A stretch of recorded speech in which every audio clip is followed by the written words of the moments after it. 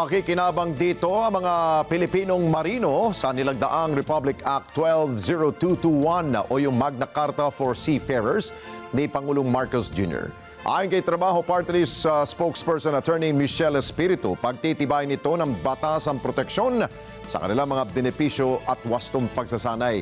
Makikinabang din anya ng gusto ang mga marino sa batas, partikular na sa mga sitwasyon na tulad ng nangyaring pag-atake ng mga rebelde sa Gulf of Aden.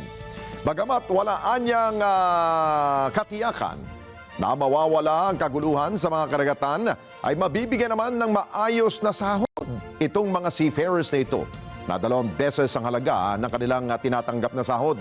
Meron din anyang probisyon na tutol ang marino. Isa rito ang paglalagay ng execution bond sa may-ari ng barko o yung manning agency kapag nanalo sa kaso ang isang seafarer.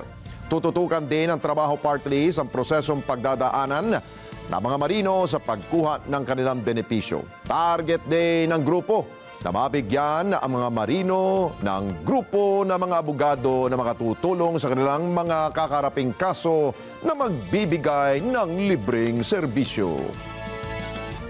Maraming salamat sa inyo pong pagsubaybay sa Mata ng Agila Primetime. Para malaman ang matatag, matapang at matapat na mga balita, i-follow lamang at mag-subscribe sa AtNet25 TV.